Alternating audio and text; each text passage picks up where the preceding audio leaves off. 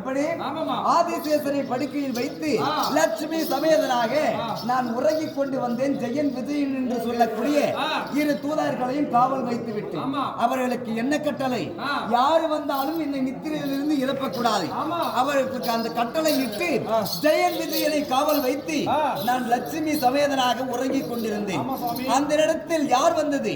ஜனகன் ஜனாதிபன் என்று சொல்லக்கூடிய இரு முனிவர்கள் வந்து அங்க உள்ள என்னை பார்ப்பதற்காக வந்தார்கள். பார்ப்பதற்காக வந்த உடனே அவர்கள் தடுத்த வழியினால் ஜெயன் விஜயனுக்கு சாபம் கெட்டியது. என்னவென்று, எப்பொழுது நீங்கள் எங்களை பார்க்க விடவில்லையோ இன்று நாளையிலிருந்து நர மனிதராக 7 பிறவி பிறப்பாய், பிடி சாபம் என்று கொடுத்தார்கள். அவர் ஜெய விஜயன் என்னிடம் அழுந்து கொண்டு வருகிறார். உங்களை காக்கக்கூடிய வேளையில் இருந்தோம் நாங்கள், எங்களுக்கு இதை போல் ஒரு சோதனையா என்று என்னை நாடி வந்தார்கள். முனிவர் சாபம் முற்றிலும் பலிக்கும். எப்படி? முனிவர் சாபம் முற்றிலும் பலிக்கும். அதை மறுக்க முடியாது. அந்த சாபத்தை மாற்றி அமைக்கலாம். அப்படி மாற்றி அமைப்பதற்காக நான் என்ன செய்தேன்? எனக்கு நண்பராக எனக்கு என்னுடனே இருந்து 7 பிறவி வேண்டுமா? எனக்கு தொண்டு செய்வதற்காக 7 பிறவி வேண்டுமா? அப்படி இல்லை என்றால் எனக்கு எதிரியாகவே பிறக்க வேண்டும், என் கையிலே மாள வேண்டும். அப்படி 3 பிறவி வேண்டுமா? அப்படி கேட்ட உடனே 7 பிறவி எங்களுக்கு வேண்டாம், 3 பிறவி இருந்தால் போதும் என்று ஜெயன் விஜயன் எனக்கு எதிரியாக தோன்றினார்கள். முதல் கிரேதாயுகம். அப்படி அந்த கிரேதாயுகத்தில் யார்? அந்த ஜெயன் விஜயன் தான் இரணியன், இரணியாச்சுதன். அப்படி 2 அரக்கர்களாக பிறந்தார்கள். அந்த 2 அரக்கர்களாக பிறந்து என்ன செய்தான்? இரணியனாகப்பட்டவன் இரணியன் ஆச்சுதன் என்று சொல்லக்கூடிய அந்த இரணியாச்சுதன் இந்த பூமியை ஒரு பாயாக சுருட்டி நரக்கினால் கோட்டை கட்டி இந்த பூமாதேவியை சிறை வைத்திருந்தான். இந்த பூமாதேவியை காப்பாற்றுவதற்காக அன்று நாளையில் என்ன செய்தேன்? கூர்மம் என்று சொல்லக்கூடிய பன்றியாக ரூபத்தை மாற்றி பன்றியாக அவதாரத்தை மேற்கொண்டு அந்த இரணியாச்சுதனை நான் வதம் செய்தேன். என் மனைவி பூமாதேவி. அப்படி பூமாதேவி என்னிடம் முறையிட்டார். இந்த பூமியில் பாரமாகப்பட்டது அதிகமாகிக் கொண்டிருக்கிறது, இந்த பூமியின் பாரத்தை தீர்க்க வேண்டும் சாமி. அப்படி என்னிடம் வந்து சொன்ன உடனே நான் என்ன செய்தேன்? இந்த பூமி பாரத்தை தீர்ப்பதற்காக நான் மற்றொரு அவதாரத்தை மேற்கொள்ள போகிறேன். அந்த நேரத்தில் உன் பூமி பாரமாகப்பட்டதை நான் தீர்த்து வைக்கிறேன். அப்படி என் பூமாதேவிக்கு சத்தியம் செய்து கொடுத்தேன். அப்படி பூமாதேவிக்கு சத்தியம் செய்து கொடுத்து இரணியாச்சுதனை கொன்று இரணியனும் தூண்படியாக பிறந்து நரசிம்ம ரூபமாக மாற்றி அந்த இரணியனையும் வதம் செய்தேன். என் மார்பை பிளந்து என் கை கரத்தினால் அவன் மார்பை பிளந்து அவனை வதம் செய்து முதல் யுகத்தில். அதுக்கப்புறம் திரேதா யுகத்தில் நான் என்னடாக பிறந்தேன்? தசரத சக்கரவர்த்திக்கு ராமபிரானாக நான் பிறந்து என்ன செய்தேன்? அந்த ராமபிரானாக நான் பிறந்திருக்கிறேன். அந்த இடத்தில் யார் பிறந்திருக்கிறது? இங்க சாபத்தை மேற்கொண்டார் பார், அங்க அவர்களும் பிறந்திருக்கிறார்கள். யார்? ராவணன் கும்பகர்ணனாக பிறந்திருக்கிறார்கள். அந்த ராவணன் கும்பகர்ணனை நான் கொல்ல வேண்டும். எப்படி? ராவணன் கும்பகர்ணனை கொல்ல வேண்டும் என்றால் ஆஞ்சநேயனாக வந்தார். யார்? என்மை துணை ஆஞ்சநேயனாக வந்து அந்த ராவணன் கும்பகர்ணனை நான் வதம் செய்தேன். அந்த யுகத்தில் அதே கிரேதா என்று சொல்லக்கூடிய கிரேதா யுகத்தில் என்னை கோரி ஒரு முனிவராகப்பட்டவர் பல ஆயிரம் வருடமாக தவத்தை மேற்கொள்கிறார். என்னவென்று சுய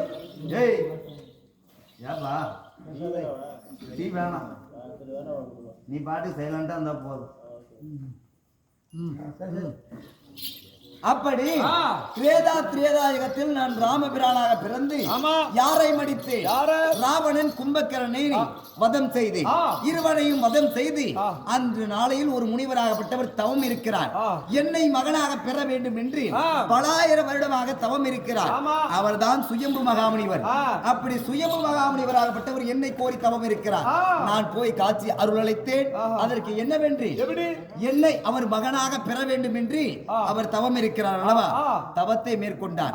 நான் போயிருக்கிறேன். அந்த இடத்தில் போய் நான் காட்சி தந்து அருள் பாலித்தேன். என்னவென்று அடுத்த யுகமாகப்பட்டது துவாபரா யுகம் பிறக்க போகிறது. அந்த துவாபரா யுகத்தில் நான் சின்ன கிருஷ்ணனாக பிறக்க போகிறேன். அந்த கிருஷ்ணனாக என்னை நீயே பெறுவாய் என்று நான் அங்கு அவருக்கு வரத்தை கொடுத்தேன். அப்படி நான் என் அழகாகப்பட்டது கருத்த வேணி ராம அவதாரத்தில் எங்க அப்பனுக்கு ஏகப்பட்ட பத்தினி, நான் ஏகபத்தினி விரதனாக பிறந்து சீதைக்கு மட்டும்தான் என் உடலை தொடுவதற்காக அனுமதி உண்டு. சீதையை தவிர மற்றொரு மனைவி என்று சொல்லக்கூடிய பெண்கள் என்னை முட்டக்கூடாது. ஆண்களாயிருந்தாலும் சரி பெண்களாயிருந்தாலும் சரி என்னை முட்டக்கூடாது என்று அங்கு என்னை தீண்ட வேண்டும், என்னை கொல்ல வேண்டும் என்று யார் தவம் இருக்கிறார்? பலாயிரம் என்று சொல்லக்கூடிய 12,000 முனிவர் என்று சொல்லக்கூடிய முனிவர்மார்கள் தவம் இருக்கிறார். அங்கு நான் காட்சி தந்து இந்த யுகத்தில் ஆகாது, அடுத்த யுகம் துவாபர யுகம் பிறக்கும். அந்த யுகத்தில் நான் கண்ணனாக பிறப்பேன். நீங்கள் கோபால மாதவனாக பிறந்து என்னை வந்து தூக்கலாம் கொஞ்சலாம் என்று அங்கு நான் அவர்களுக்கு அருள் அளித்தேன்.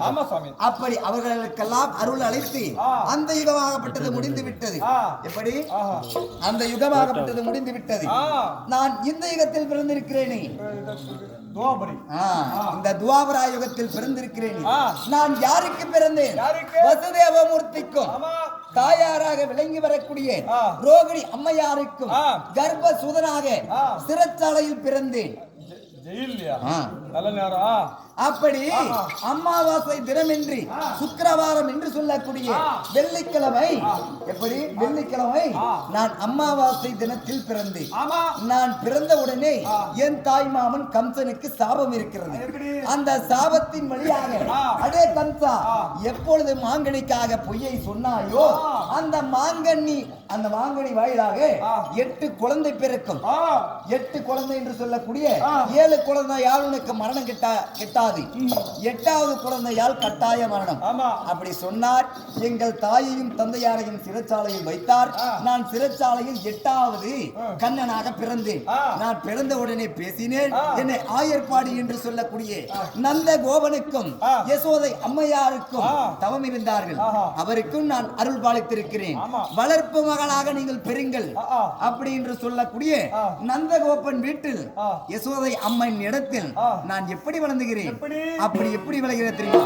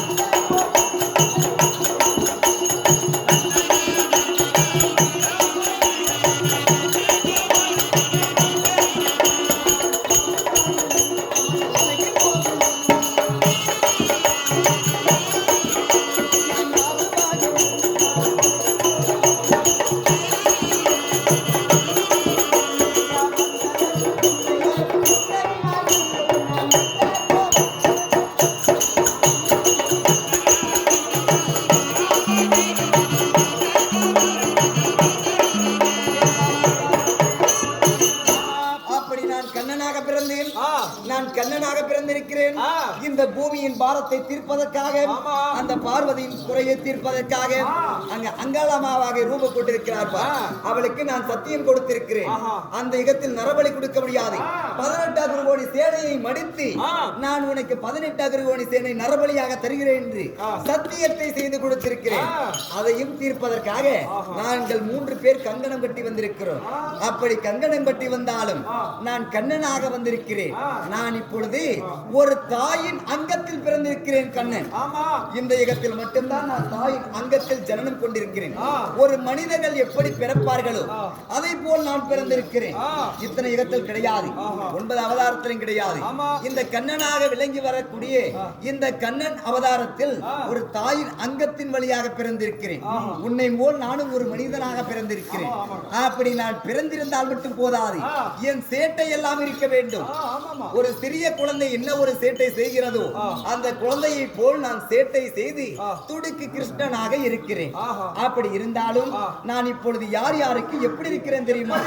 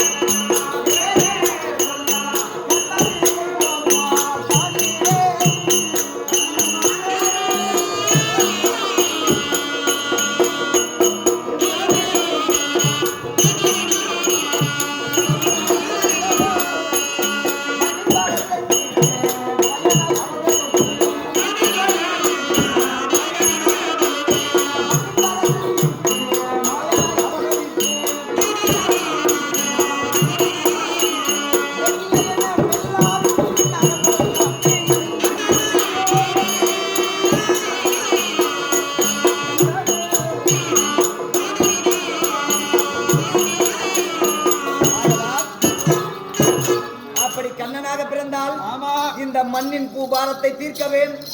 நான் மாயனாக ஜனித்து வந்திருக்கிறேன். நாங்கள் யார் யார் பிறந்திருக்கிறோம்? என் தாய் வீட்டில் யார் யார் இருக்கிறோம்? நான் ஒன்று சின்ன கிருஷ்ணன், நான் ஒன்று என் அண்ணாவாக விளங்கி வரக்கூடிய பலராம சக்கரவர்த்தி ஒன்று. எங்கள் அண்ணனிடம் நான் செய்யாத சேட்டை கிடையாது, நாங்கள் செய்யாத விளையாட்டு கிடையாது. அப்படி இருந்தாலும் இன்று நாளையில் பார்க்கும் பொழுது இப்படி எல்லாம் பேசிக்கொண்டு வந்திருந்தாலும் ஏதோ காரணமாக தாயாரிடம் போக வேண்டும். பசி ஏற்படுகிறது. பசியை தீர்க்க வேண்டும் என்றால் தாயால் மட்டும்தான் முடியும். தங்கள் பிள்ளையை தாயை தவிர யாரும் நன்றாக பார்க்க முடியாது. என் தாயாரிடம் யசோதை அம்மையாரிடம் நான் போக வேண்டும். நான் ஒருவன் போனால் மட்டுமாகாது. எங்கள் அண்ணன் யாரு? பலராம சக்கரவர்த்தி அவர் இருக்கிறார். எங்கள் அண்ணன் பலராமனை கூட்டிக் கொண்டு வருகிறாயா?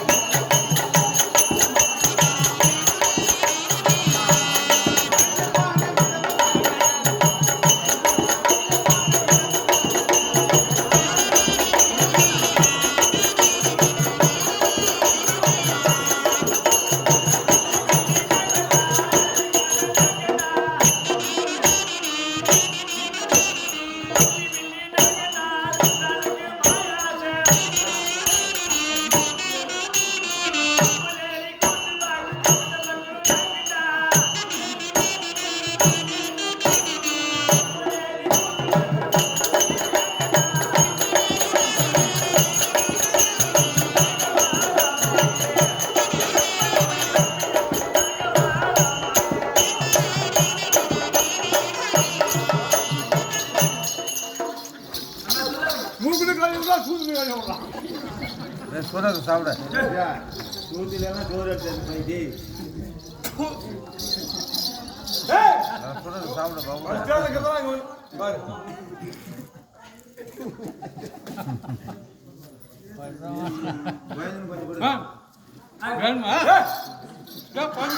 கொஞ்சம் வேணா ஒண்ணு போ.